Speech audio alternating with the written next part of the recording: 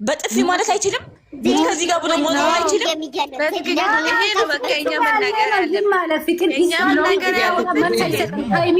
ትንሽ ነገር ሲታወራ እንዴት እንደሚሰጣት አይታችሁ እንዴ? አሁን ቆይሽ አዳምጠኛ አንድ ጊዜ ሃይሚ ከዚህ በፊት በክራንክም ደረጃ በሁሉም ደረጃ ይጮህባታል አይደለ?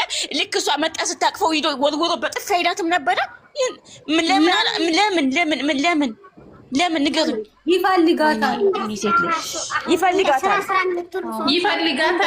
ብሎ እኛን ፈልጋትም እቺን ሴት እኛ ማየት አንፈልግም። ከፈለጋ ከካሜራ ውጪ እኛ ጋምጥቶ እኛን ጮጋራ እንዳይጨርስ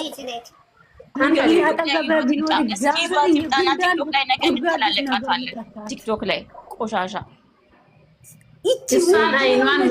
እንዲሆነች ሴት ለዚህ ከንፈሯ ከአፏ የሚወጣ ግም አንድ ሰው ማይወድልኝ ለዚህ ግም የሆነች ለዚህ ልጅ አሳልፎ ለመስጣት እግዚአብሔር የቲም ወርቅ የሆነችን ዳይመንድ ናት እኮ ያለም ዳይመንድ ናት እሷ።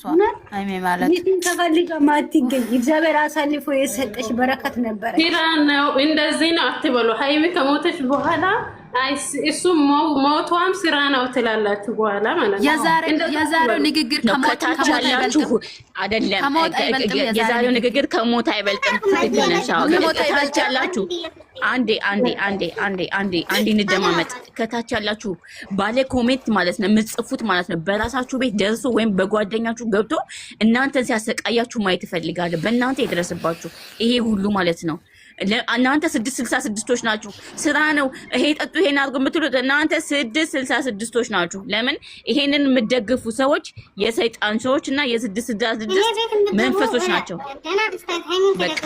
ከታች ያላችሁት የምትጽፉት የምትደግፏቸው ወይም የምትደግፉት እንደዚህ ነው ያድርገው ችግር የለም የምትሉ 666ቶች እና የሰይጣን ዘሮች ናችሁ። ሴት ልጅ የማትደግፉ የሴት ልጅ ውድቀት የምትፈልጉ ናችሁ። ቆሻሾች ማለት ነው ውዳቂዎች። ሃይሚ መቼ ወጣት በፈጣሪ አምላክ ወይ ውጪ ወይ አስተያየት በስነ ስርዓት ስጪ።